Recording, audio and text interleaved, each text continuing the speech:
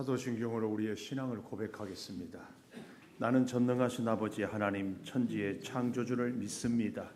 나는 그의 유일하신 아들 우리 주 예수 그리스도를 믿습니다. 그는 성령으로 잉태되어 동정녀 마리아에게서 나시고 본디오 빌라도에게 고난을 받아 십자가에 못 박혀 죽으시고 장사된 지 사흘 만에 죽은 자 가운데서 다시 살아나셨으며 하늘에 오르시어 전능하신 아버지 하나님 우편에 앉아 계시다가 거기로부터 살아있는 자와 죽은 자를 심판하러 오십니다. 나는 성령을 믿으며 거룩한 공교회와 성도의 교제와 죄를 용서받는 것과 몸의 부활과 영생을 믿습니다. 아멘. 19장 찬송과 1절 찬송하고 참회의 기도를 드리겠습니다.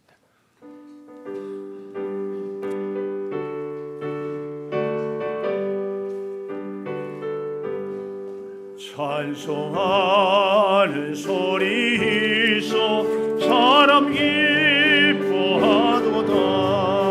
하늘아버지의 이름 거룩하도다.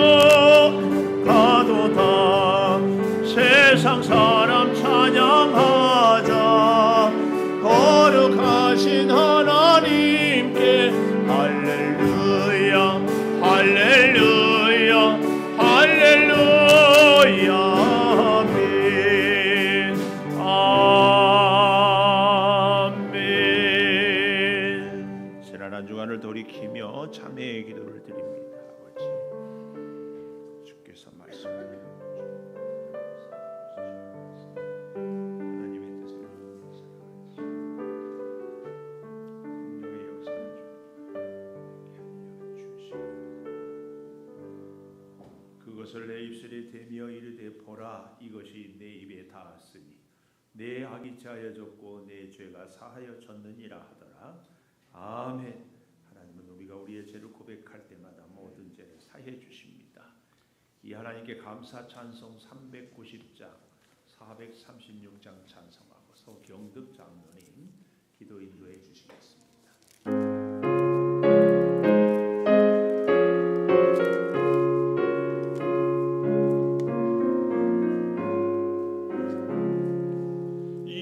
주야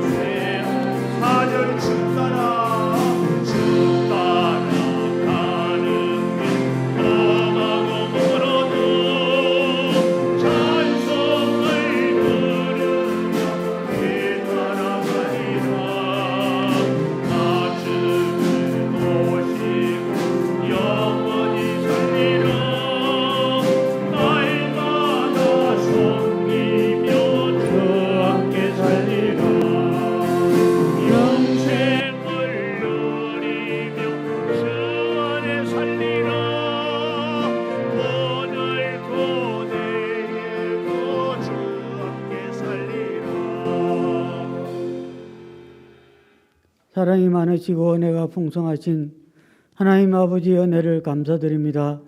오늘도 거룩한 주일을 맞아 변함없이 사랑하여 주시고 가장 큰 축복을 은혜 내려주실 줄 믿습니다. 지난 한 주간도 말씀을 통하여 삶의 순간마다 하나님께서 함께 하셔서 살아왔음을 감사드립니다. 유난히도 긴 장마와 태풍으로 많은 인명패와 재산을 잃고 망연자실하는 지난 여름이었습니다. 이제는 맑은 가을 하늘을 드러내고 아침 저녁으로 쌀쌀한 가을의 시작을 알리네요. 코로나19로 인해 힘들고 어려운 시간을 보내고 있습니다. 하나님께 대면 예배를 드리지 못하고 비대면으로 영상으로 예배하고 성도님들과의 교제도 나누지 못하지만 우리에게 주어진 모든 순간마다 주님을 의지하며 각 가정에서든지 교회에서든지 온전한 예배를 드릴 수 있도록 도와주시옵소서. 하나님 아버지, 이 코로나 바이러스가 하루속히 소멸되게 하시고 주님께서 긍휼의 은혜로 일상으로 회복시켜 주시옵소서. 아픔과 어려움 가운데 있는 성도들도 절망하지 않고 전능하신 하나님을 바라보며 소망 가운데 승리하는 삶을 허락하여 주시기를 원합니다. 교회의 머리가 되시는 하나님 아버지, 이곳에 창조교회를 세워주시고 지금까지 인도하심을 감사드립니다. 지역사회에 영향력을 주게 하시며 구원의 등불, 빛의 역할, 소금의 역할을 다하게 하시고 예수님의 사랑을 나누며 섬기는 그런 교회가 되기를 원합니다. 이 나라 대한민국을 긍휼히 여겨 주시옵소서. 모든 문제들을 하나님의 은혜로 해결되어지고 풀어지는 그런 역사가 있게 하기를 원합니다. 우리를 상하게 하셨으나 징계하셨으나 도로 낫게 하시며 싸매어 주시는 좋으신 하나님을 믿고 가오니 이 나라 대한민국을 도와주시옵소서. 대통령께도 지혜를 허락하사 바른 판단을 주시며 옳은 정직한 참모들을 붙여주셔 옳은 길 바른 길로 가게 인도하여 주시옵소서.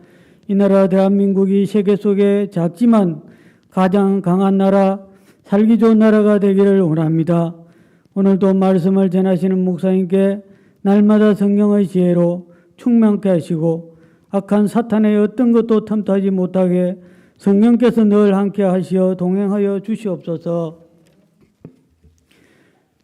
오늘 이 시간 갑절의 영감을 주사 모든 성도님들이 은혜 받게 하옵소서. 말씀 위에 성령께서 함께 하사 그 말씀으로 인하여 세상에서 승리하며 선한 영향을 끼칠 수 있는 부족함이 없고 복된 삶이 되게 도와주시옵소서. 어떤 악한 것들로부터 연약한 우리 성도를 지켜주시고 불말과 불병거를 물리쳐 편안한 삶이 되게 하여 주시옵소서. 이 시간 한 주간도 세상에서 성도님들 저들의 아픔을 위로해 주시고 상처를 싸매 주시고 피로를 채워 주시며 보혈의 손으로 어루만져 주사 나음이 있고 회복이 있는 그런 한 주간 되게 하게 하여 주시옵소서. 오늘도 예배를 돕는 손길 위에 하나님 영광 받으시고 손길 위에 축복하소서. 우리를 구원하신 예수 그리스도의 이름으로 기도합니다. 아멘.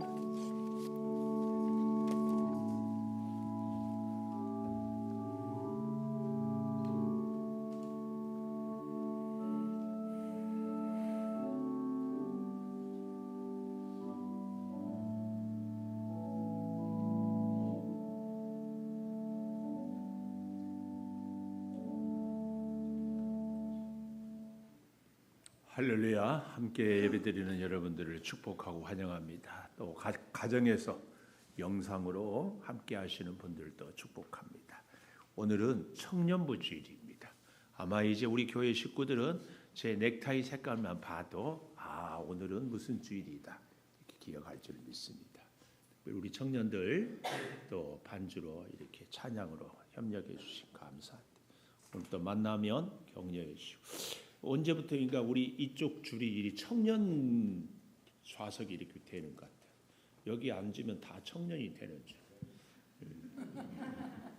가능하면 우리 청년들은 오면 이쪽으로 이렇게 앉아주시고 우리 성도들은 나머지 세 줄에 또 2층에 이렇게 앉아주시면 좋겠다는 생각을 가져봅니다. 예배의 자리에 스티커를 붙인 그 거리 잘 간격 유지하시고 위생에 더욱 철저히 이렇게 해주시길 바라고, 추석에 각 가정에서 예배 드릴 수 있도록 예배 순서지를 로고비에 마련해 놓았습니다. 가정에서 추석에 꼭 예배로 하나님께 영광 돌릴 수 있기를 바라고, 10월의 월삭 기도회는 연휴가 끝난 월요일 날 10월 5일 아침에 드리도록 하겠습니다.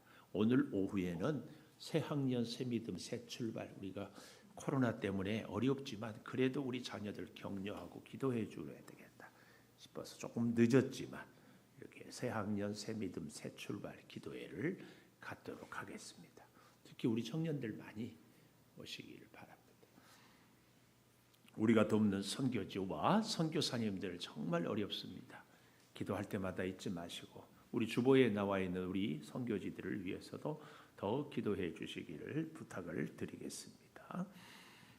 성경 필사로 통독으로 또 감사 기도, 감사 예물, 감사 일기 꼭 기록해 주시고, 오늘 이 자리에 함께 하지는 못했지만 오늘 식사는 신종기 이인숙 집사님 가정에서 결혼 기념을 감사해서 제공하고, 우리 떡은 변희락 전도사님 잘 아시겠지만 혹시 모르시는 분들이 계실까 봐서.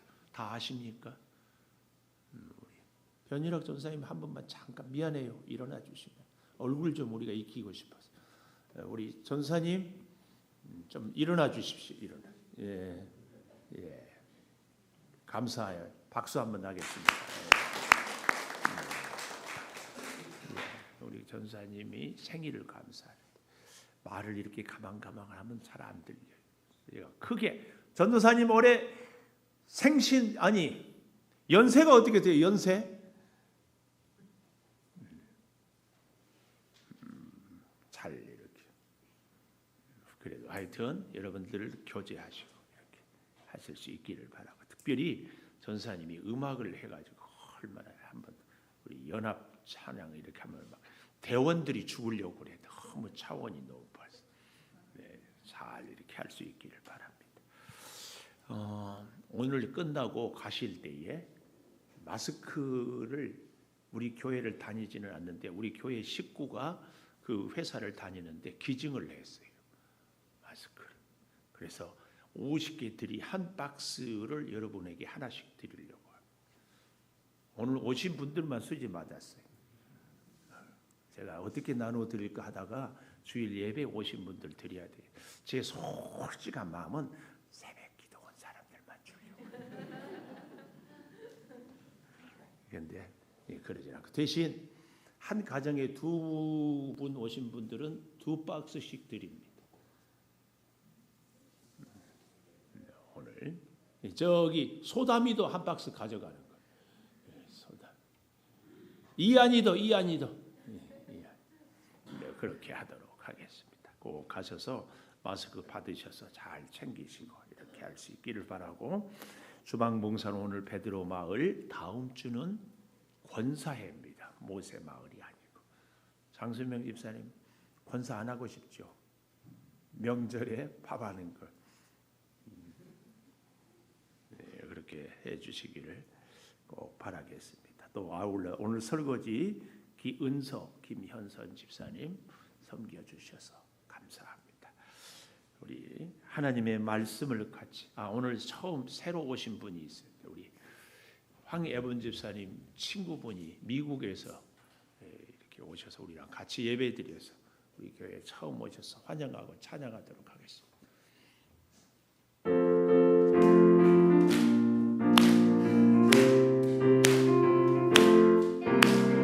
환영합니다.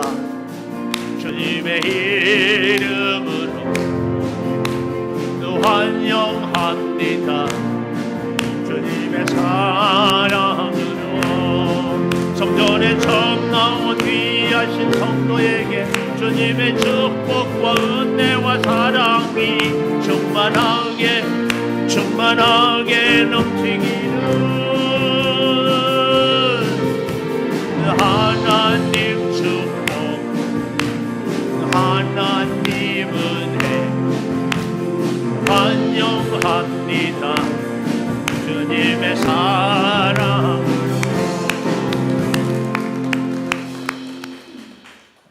외국에서 우리나라 올 때는 2주간 자가격리도 하고 또 가면은 또 해야 되고 참 어려운 시대인데 건강하게 볼일 잘 보고 다시 돌아갈 수 있기를 바라겠습니다. 누가복음 17장 20절에서 37절까지 교독하고 우리 힘 찬양대 찬양해 주시겠습니다. 바리새인들이 하나님의 나라가 어느 때 임하나이까 묻거늘 예수께서 대답하여 이르시되 하나님의 나라는 볼 수 있게 임하는 것이 아니요 또 여기 있다 저기 있다고도 못하리니 하나님의 나라는 너희 안에 있느니라. 또 제자들에게 이르시되 때가 이르리니 너희가 인자의 날 하루를 보고자 하되 보지 못하리라. 사람이 너희에게 말하되 보라 저기 있다 보라 여기 있다 하리라. 그러나 너희는 가지도 말고 따르지도 말라. 번개가 하늘 아래 이쪽에서 번쩍이어 하늘 아래 저쪽까지 비침같이 인자도 자기 날에 그러하리라. 그러나 그가 먼저 많은 고난을 받으며 이 세대에게 버림받아야 할지니라. 노아의 때에 된 것과 같이 인자의 때에도 그러하리라. 노아가 방주에 들어가던 날까지 사람들이 먹고 마시고 장가들고 시집가더니 홍수가 나서 그들을 다 멸망시켰으며 또 롯의 때와 같으리니 사람들이 먹고 마시고 사고 팔고 심고 집을 짓더니 롯이 소돔에서 나가던 날에 하늘로부터 불과 유황이 비오듯 하여 그들을 멸망시켰느니라. 인자가 나타난 날에도 이러하리라. 그날에 만일 사람이 지붕 위에 있고 그의 세간이 그 집 안에 있으면 그것을 가지러 내려가지 말 것이요 밭에 있는 자도 그와 같이 뒤로 돌이키지 말 것이니라. 롯의 철을 기억하라. 무릇 자기 목숨을 보전하고자 하는 자는 잃을 것이요 잃는 자는 살리리라.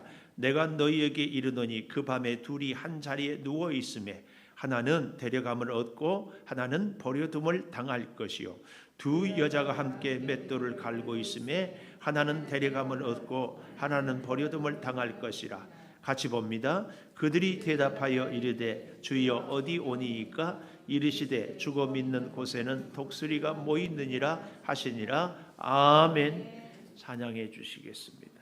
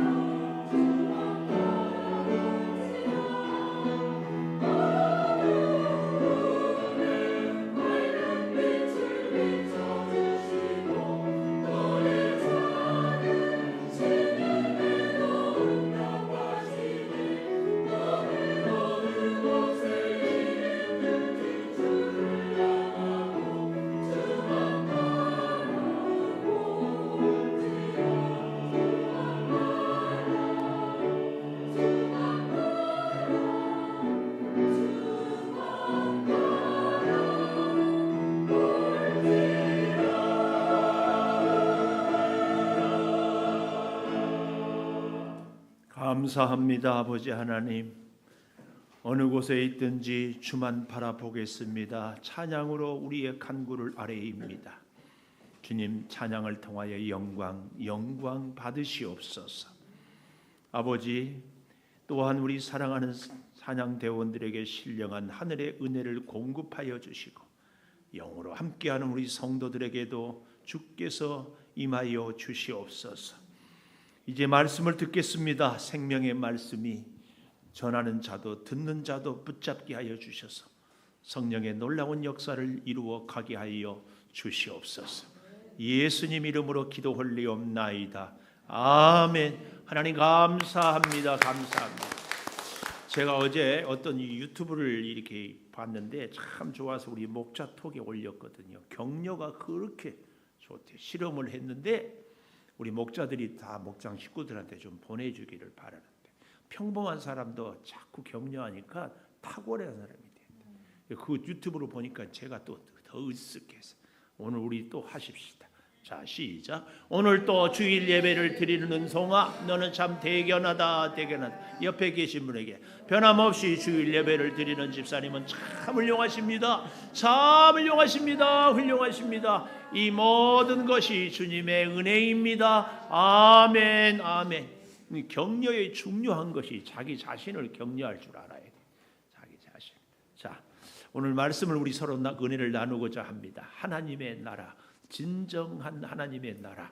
우리 예수 믿는 우리들, 특별히 우리 대한민국 사람들은요, 이 유교 아니 불교의 이 사상을 벗어나기가 어려워서 이 불교에서 흔히 극락, 그러면 우리는 천국 이렇게 생각하는데, 하나님의 나라 그러면 죽어서 가는 천국만 생각하는데, 성경이 말하는 하나님의 나라는 죽어서 가는 천국도 있지만 이 땅에서도 하나님의 나라를 세우고자 합니다. 그래서 예수님이 이 땅에 왜 오셨는가 할 때에 우리를 죽어서 천국 가기도 하지만 이 땅에 하나님의 나라, 원래는 이 세상도 하나님의 나라였는데 선악과를 따먹음으로 공중 권세 잡은 자들이 빼앗아가서 예수님이 다시 회복하기 위해서 오셨다. 이것이 구속사의 관점에서 보는 하나님의 나라의 중요한 성경의 사상입니다. 그래서요, 예수님이 왜 이 땅에 오셨는가? 우리 누가복음 4장 한번 찾아보십시다. 이 누가복음 4장 43절에 보면 이렇게 우리에게 분명히 말씀해 주고 있어요. 한번 같이 보십시다. 4장 43절. 예수께서 이르시되 내가 다른 동네들에서도 하나님의 나라 복음을 전하여야 하리니 나는 이 일을 위하여 보내심을 받았노라. 하나님의 나라를 위하여, 이 일을 위하여 보내심을 받았다. 이 땅의 하나님의 나라. 근데 이제 여기서 보면 다시 오늘 본문 누가복음 17장에 와보면 20절에 바리새인들이 하나님의 나라가 어느 때에 임하나이까, 이 질문은 다윗같이 아주 훌륭한 왕이 나타나서 우리를 지배하는 노마를 몰아내고 우리한테 참된 나라를, 하나님이 통치하는 나라를 회복하심이 언제입니까? 이런 질문이거든요. 여기에 대해서 예수님이 대답하여 이르시되 하나님의 나라는 볼 수 있게 임하는 것이 아니다. 볼 수 있게. 한마디로 얘기하면 물리적인 나라, 이 세속적인 나라가 아니고 볼 수 없는 하나님의 나라, 영적인 나라. 그래서요, 21절 잘 봐야 됩니다. 또 여기 있다 저기 있다고도 못하리니 하나님의 나라는 너희 안에 있느니라. 이 하나님의 나라가 너희 안에 있다, 이 말이 무슨 말입니까? 여러분, 우리가 이 땅을 살 때에 나라의 조건은 영토, 국민, 주권이거든요. 근데 여기서 특별히 예수님이 말씀하는 이 하나님의 나라의 개념은 주권에 대한 개념을 강조합니다. 그러니까 우리 대한민국에서 살고 대한민국의 밥을 먹고 대한민국의 모든 것을 쓰면서도요, 외국에서 내려온 간첩은 우리 대한민국 대통령의 말을 듣는 것이 아니라 자기, 예를 들어서 공산당이 내려왔으면 공산당의 말을 듣잖아요. 이것은 우리나라 국민이 아닙니다. 우리가 하나님 나라를 산다는 것은 이 땅을 살지만 하나님의 말씀을 듣고 하나님의 가르침을 따라 하나님이 원하는 대로 살아가는 사람은 하나님의 사람, 좀 더 정확하게 이 사람들이 사는 나라가 하나님의 나라입니다. 그래서 여기 21절에 여기 있다 저기 있다고도 못하리니 하나님의 나라는 너희 안에 있느니라.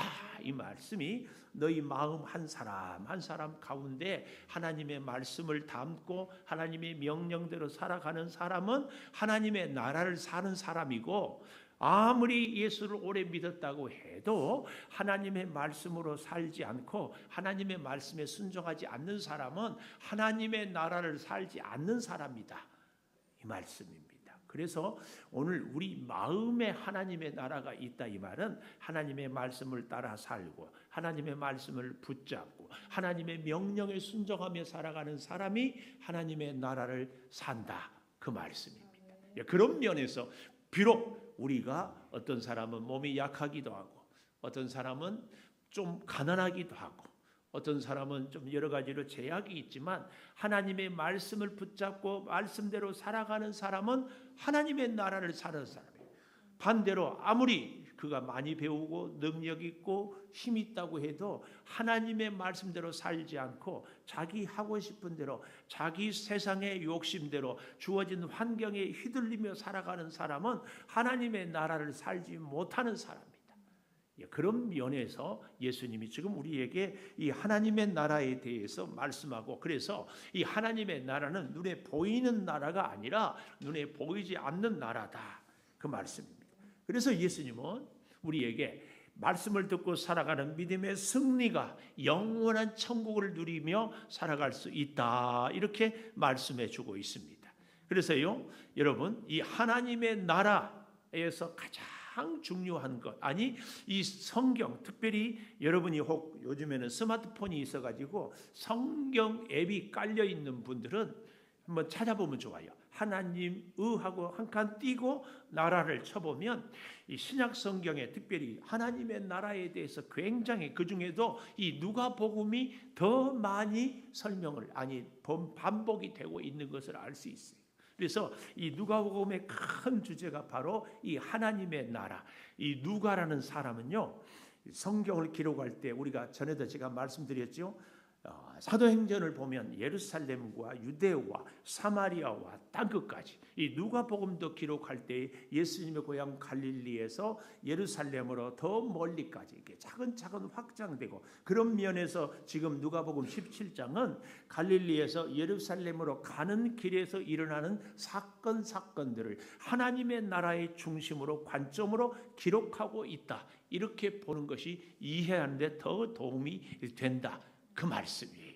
자, 그래서요, 이 하나님의 나라를 이루는 데 있어서 참 하나님이, 아니 우리 예수님이 중요한 것이 뭐냐면은 하나님을 믿는 믿음. 하나님을 믿는 믿음은 쉽게 얘기하면 하나님의 명령, 하나님의 말씀대로 하나님의 말씀을 따라 살아가는 우리들의 삶을 이야기합니다. 그래서요, 하나님을 믿는 믿음에 있어서 정말 중요한 것, 이 누가나 아니 성경 전체가 중요하게 여기는 것이 뭐냐면은 하나님의 나라에서 정말 중요한 것은 한 사람 한 사람, 이 한 심령 한 심령. 그래서 예수님이 한 영혼이 온 천하보다도 귀하다고 하는 것은 하나님의 나라를 이루어 가는데 한 생명 한 생명이 그렇게 중요하다, 그 얘기입니다.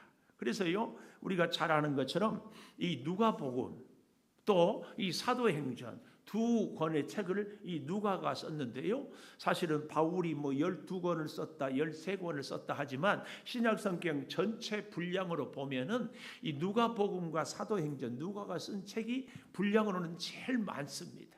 제일 많아. 그런데 이 누가복음과 사도행전의 수신자, 편지를 받는 사람은 딱 한 사람, 데오빌로. 물론 이 데오빌로에 대해서 누구는 불특정 다수 뭐 얘기하기도 하지만, 하여튼 누가는 그 데오빌로 한 사람을 전도하고 예수 믿고 구원 얻게 하려고 이 희생과 수고를 마다하지 않았어요.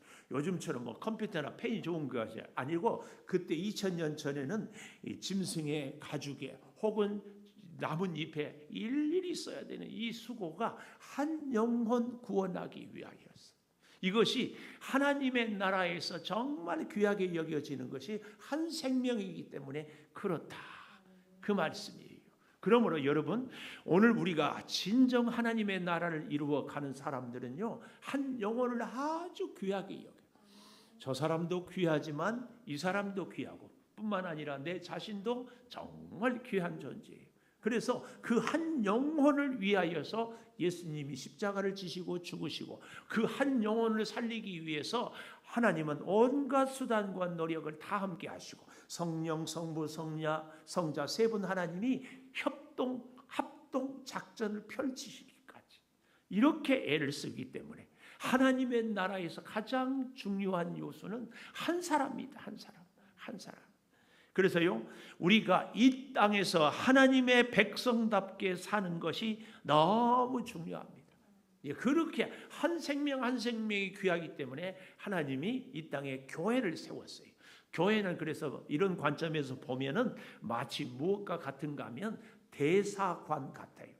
미국 대사관이 우리 서울에 있잖아요. 그래서 미국 시민들이 우리나라에 오면은 여러 가지 불편할 때마다 대사관에 연락하면, 우리도 외국에 가면은 대사관이 다 알고 있어요. 어디 와서 며칠 어디서 머무르고. 마찬가지로 미국 대사관에서 미국 시민들이 우리나라의 서울에 살든 양주에 살든 어려운 일이나 불편한 일이나 혹은 몸이 아픈 거나 무슨 불이익을 당하거나 하는 것을 다 돌보아주고 도움을 주는 것이 대사관이에요. 마찬가지로 하나님의 사람들이 이 땅에서 하나님의 나라를 이루어가며 살 수 있도록 해주는 것이 교회입니다.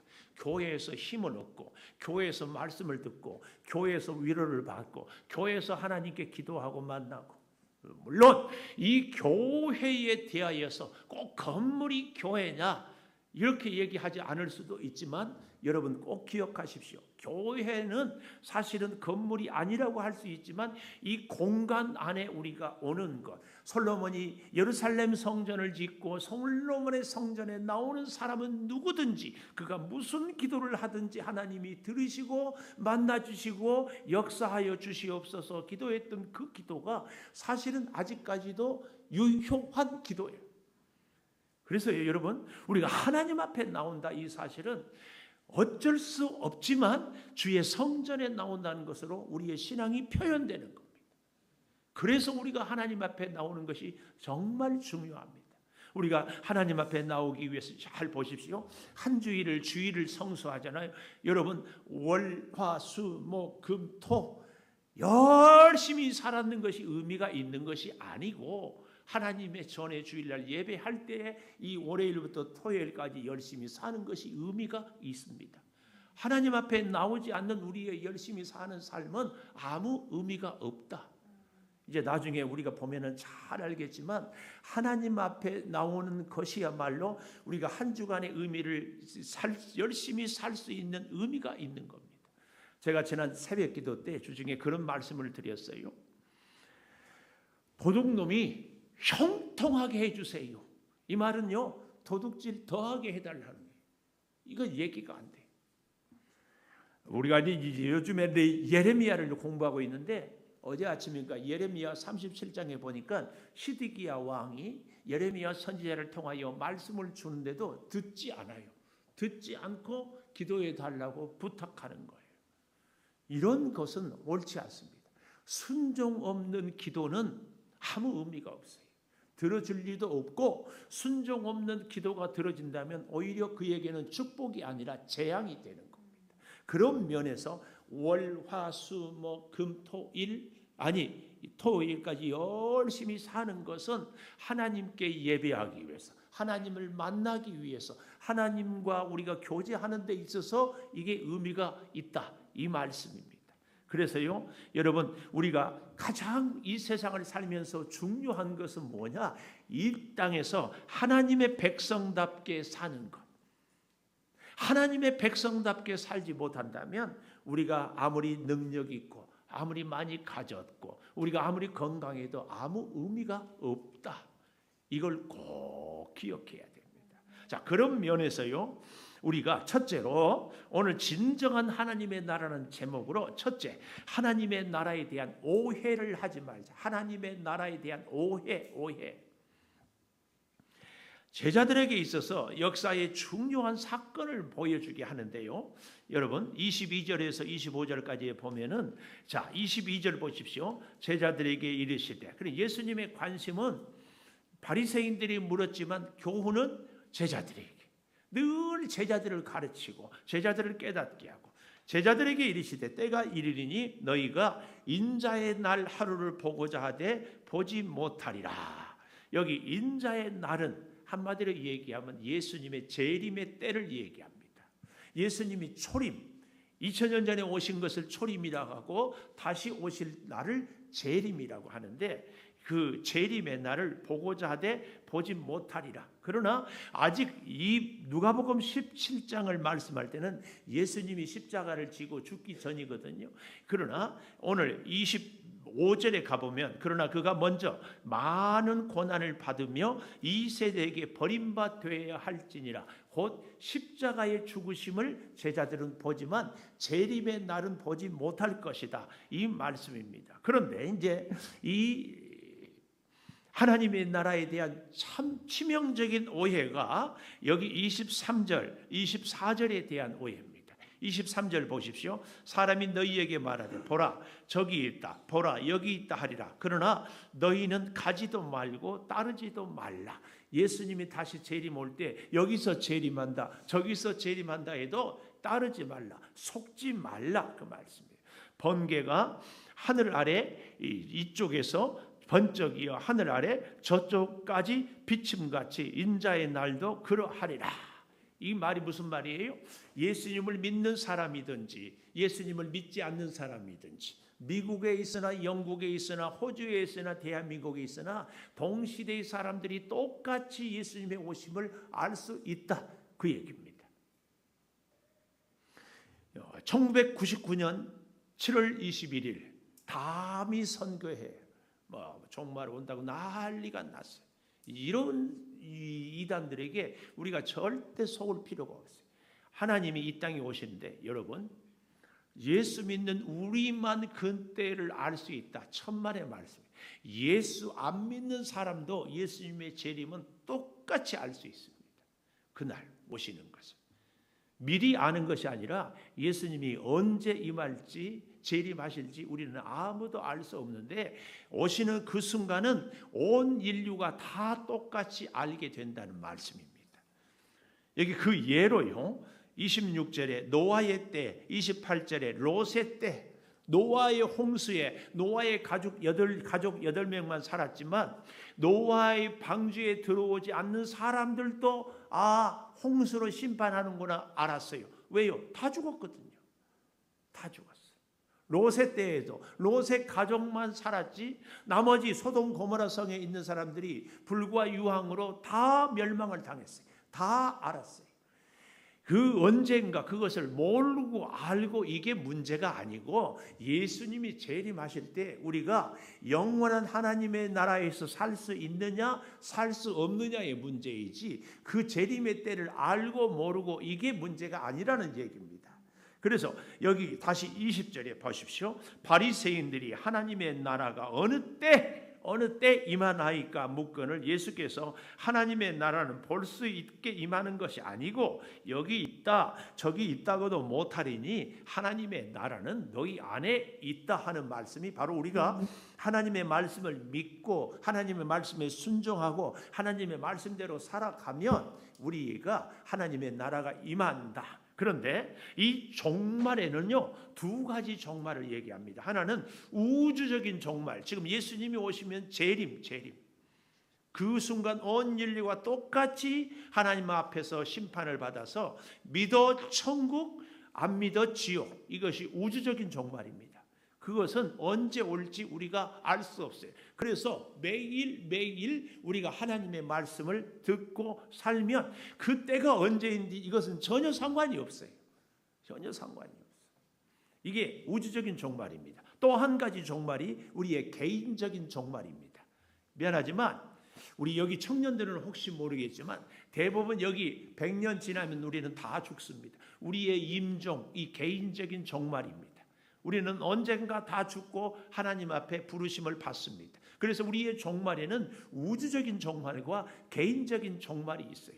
그렇기 때문에 우리가 언제 죽을지, 언제 하나님 앞에 설지 모르기 때문에 우리는 오늘 너희 안에 하나님 나라가 있다. 오늘 말씀을 순종하고 오늘 하나님과 함께 살고 오늘 하나님과 더불어서 말씀에 의지해서 살아갈 때에 하나님의 나라가 언제 임하든지 내가 언제 하나님의 부르심을 받든지 하나님 나라의 백성을 살게 된다.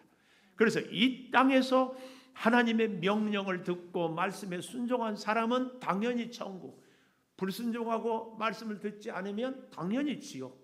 이 땅에서가 우리의 삶이 천국이냐 지옥이냐 결정한다. 이 말씀입니다. 이 말씀. 오늘 우리는 그래서요 정말 잘 기억해야 됩니다. 거짓 증거 여기 있다 저기 있다 속을 필요도 속아서도 안 된다. 그 말씀입니다. 인자의 날도 24절에 그러하리라. 이 하늘 아래 번개가 이쪽에서 저쪽에서 번쩍 비친 같이 순식간에 우리가 다 알게 될 것이다. 이 말씀입니다. 자, 이거에서 우리가 이 하나님의 나라가 임하는 것에 대해서 절대 오해해서는 안 되고요. 그럼에도 불구하고 두 번째로 마지막 때의 모습을 너무나 잘 보여주고 있습니다. 이 두 번째 마지막 때의 모습이 26절 이하 30절까지 노아와 롯의 때를 통하여서 우리의 마지막 때의 모습 무엇입니까? 27절에 보십시오. 노아가 방주에 들어가던 날까지 사람들이 먹고 마시고 장가들고 시집가더니 홍수가 나서 그들을 다 멸망시키고 또 28절 롯의 때와 같으리니 사람들이 먹고 마시고 사고 팔고 심고 집을 짓더니 롯이 소돔에서 나가던 날에 하늘로부터 불과 유황이 비오듯 하여 그들을 멸망시켰느니라. 인자가 나타나는 날에도 이러하리라. 뭐예요? 우리가 이 땅을 살면서 정말 중요한 것이 먹고 마시고 집 짓고 살고 사고 팔고 우리의 생활이잖아요. 좀 더 정확하게 얘기하면은 우리가 이 땅을 살면서 우리의 물질이 없이 살 수가 없어요. 얼마나. 그래서 너무나 중요하기 때문에 오늘 우리가 이 땅의 이 마지막 때의 모습, 하나님의 나라, 하나님의 통치, 하나님의 다스림은 생각하지 않고 눈에 보이는 것, 좀 더 좋은 것, 좀 더 큰 것, 좀 더 귀한 것에 마음을 자꾸 두고 살아가는 것이 마지막 때의 사람들의 모습이다. 그 얘기입니다. 마지막 때의 모습. 그러나 우리는 기억해야 됩니다.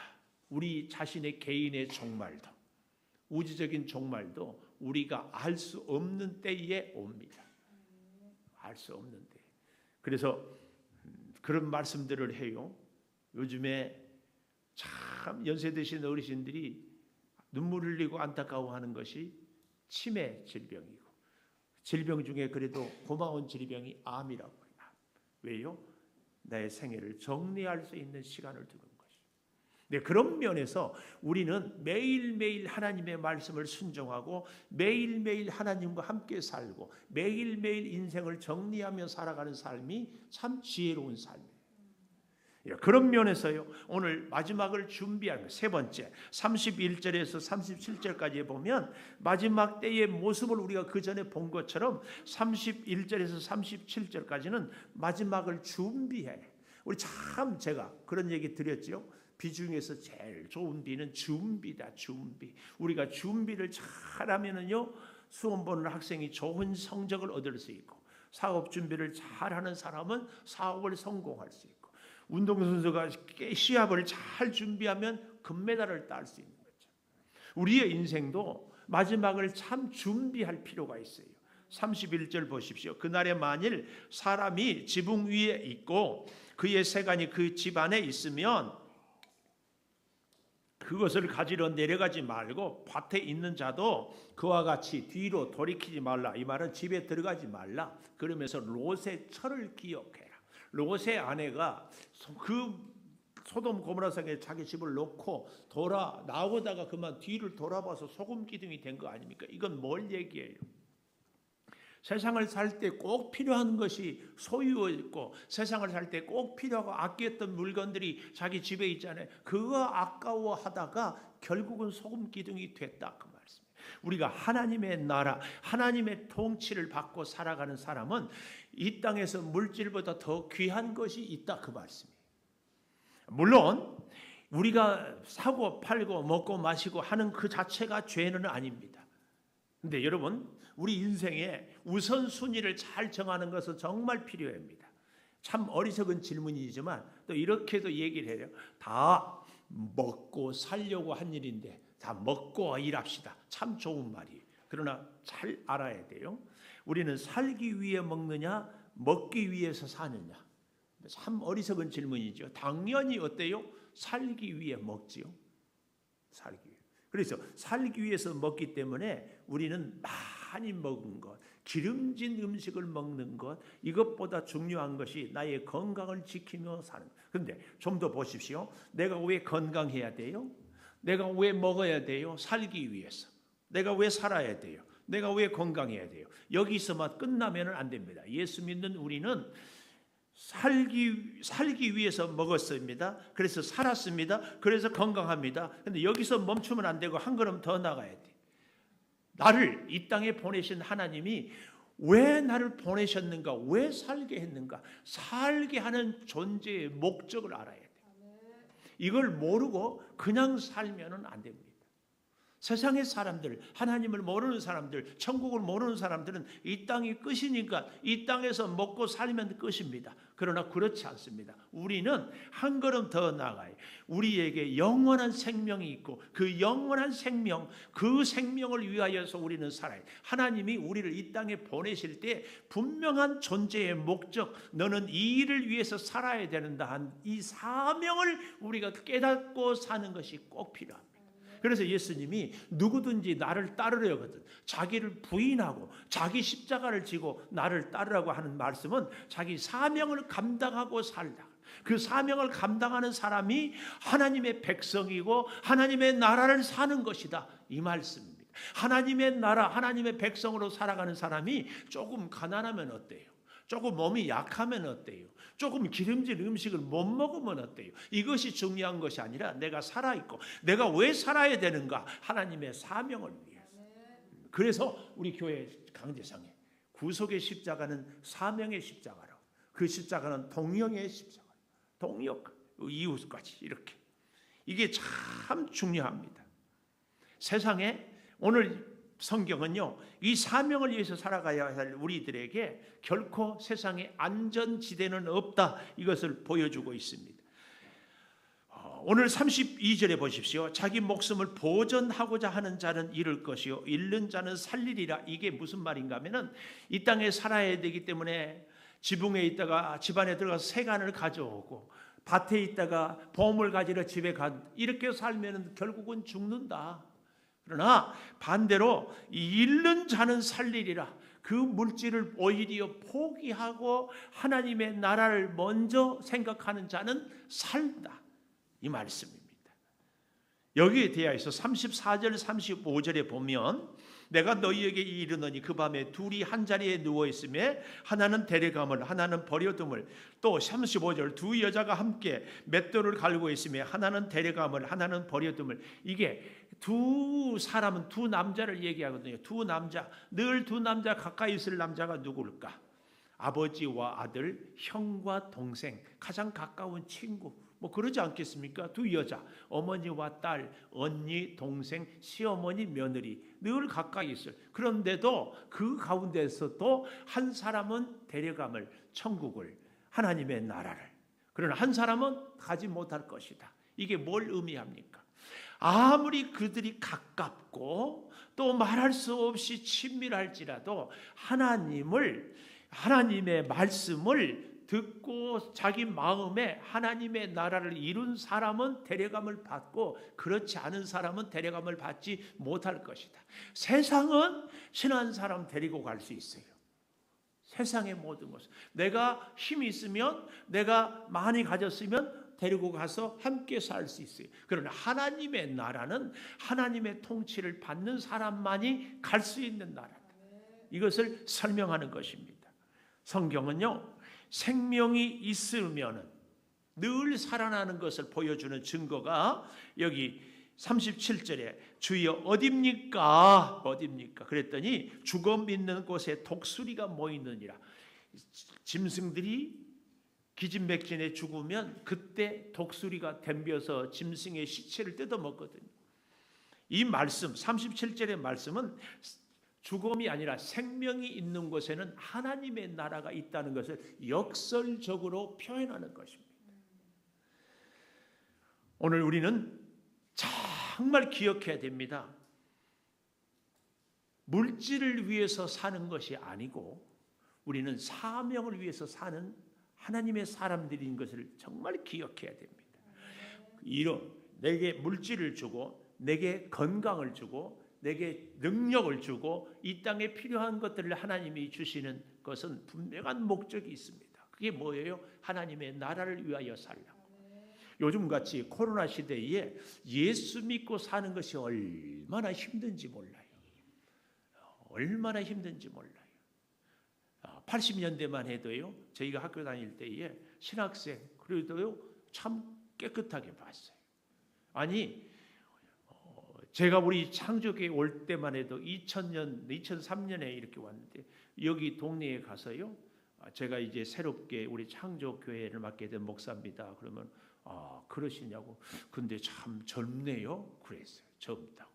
근데 요즘에는요, 제가 어디 가서 저를 소개할 때 별로 그럴 기회도 없지만 제가 목사입니다 이렇게 소개하기가 주저돼. 여러분 내일 또 출근하면은 어제 교회 갔다 왔어 언니? 이런 분들이 있어요. 참 망설여져. 어려워. 동네에서도. 이런 시대에 정말 말씀을 제가 준비하면서 깨닫는 거, 진짜 하나님의 나라를 사는 사람은 진짜 예수 믿는다고 이제 고백하고 살아야 돼. 나 어제도 교회 갔습니다. 나 예수 믿습니다. 세상 사람들이 예수 믿는다고 그러면 교회 갔다 오면 뭐 코로나 바이러스는 막 다 묻혀가지고 온 것처럼 막 얘기하죠. 이런 시대에 참 하나님의 사람인 것을, 참 하나님의 나라의 백성인 것을 우리가 증언하며 살아가야 돼. 그래서 어때요? 하나님의 사람들이 진짜가 아니구나. 세상 사람들인 우리가 오해를 했구나. 참 우리에게 생명과 참 구원의 역사는 하나님의 교회, 하나님의 나라, 하나님의 백성들에게 있다는 것을 우리가 증거해야 돼. 그 일을 위해서 누가가 데오빌로 한 사람을 살리기 위해서 누가복음을 사도행전을 기록한 것처럼 우리도 우리 주변의 한 생명을 살리기 위하여서 우리가 기꺼이 수고와 희생을 마다하지 않는 이런 헌신의 삶을 살아야 됩니다. 이 일을 위해서 하나님이 우리를 이 땅에 보내셨습니다. 이 일을 위해서 우리를 살게 하신 줄을 믿습니다. 아니, 이 일을 위해서, 이 복음으로 우리가 살게 하고자 필요하니까 하나님이 물질도, 하나님이 건강도, 하나님이 지혜도 주시는 것이. 우리는 거꾸로 생각하면 안 돼. 하나님 나 부자 되고 싶어서 예수 믿습니다. 하나님 나 건강하고 싶어서 예수 믿습니다. 아니에요. 우리는 이 순서를 잘 기억해야 돼. 하나님이 주신 내게 주신 사명을 감당하기 위해서 내가 살아야 됩니다. 내가 살기 위해서 어때요? 먹기도 하고 건강도 하고 우리가 일도 하고 하는 것입니다. 그래서 이 1단계, 내가 왜 일하고 내가 왜 건강하고 내가 왜 먹어야 되는가? 살기 위해서. 2단계, 살았어요. 왜 살아야 돼요? 왜 살아야 돼? 하나님의 나라를 이루기 위하여서. 하나님의 나라를 이루기 위해서. 그래서 남자는 남자를, 여자는 여자를, 약한 사람은 약한 사람을, 부한 사람은 부한 사람을, 그 사람을 살리기 위해서, 그 한 사람 살리고자, 그 한 사람. 이 코로나 시대에 오히려 한국 교회를 바르게 세우지 않는가 이런 생각. 예수님같이 전능하신 분도 수천 명 오병이의 기적이 아니라 겨우 12제자. 아니, 사도행전에 보면은 사도행전 초반에 베드로가 하루에 3,000명씩 세례도 주고 했지만 진정한 하나님의 나라는 한 사람을 살리기 위해서. 오늘 우리가 이 땅에 하나님 앞에 갔을 때 너는 이 땅에 살면서 내가 너에게 생명도 주고 먹고 살 수 있는 직장도 가정도 다 주었는데 한 사람 살렸느냐? 어쩌면 하나님은 그 질문을 우리에게 할지도 모릅니다. 사랑하는 여러분, 우리에게 진정한 하나님의 나라는 내가 하나님의 통치, 하나님의 다스림을 받고 살아가는 사람이요, 하나님의 나라, 하나님의 통치를 이루고 살아가는 사람의 분명한 증거는 한 사람을 살리기 위해서 어떠한 희생과 수고도 아끼지 않는 사람, 이런 삶이 참 하나님의 나라를 살아가는 사람인 줄 믿습니다. 이제 우리 함께 말씀 앞에서 찬송하면서 하나님의 나라를 살아갈 수 있게 되는 참 하나님의 사람이 함께 될 수 있기를 축복합니다.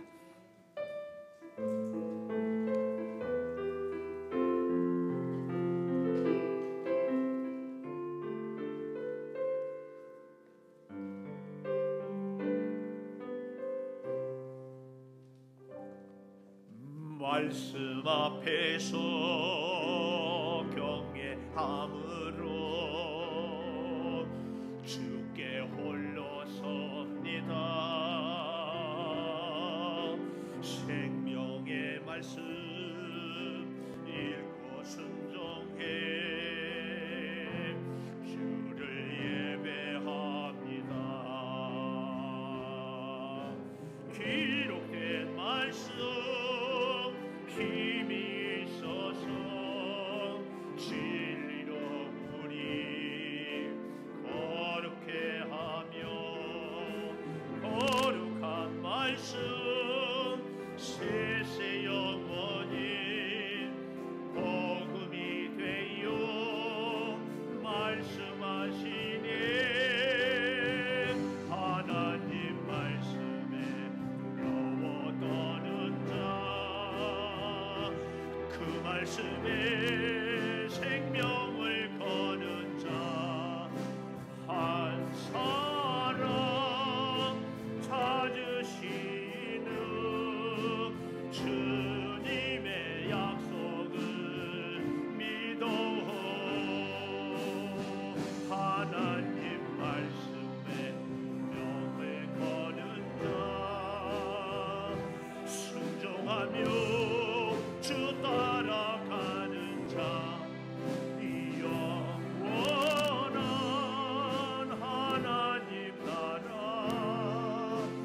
이뤄갈 주의 교회요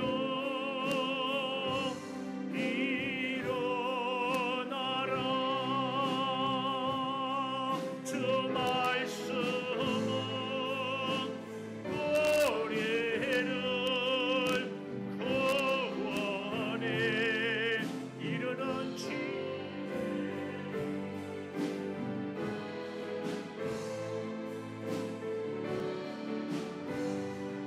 그 말씀에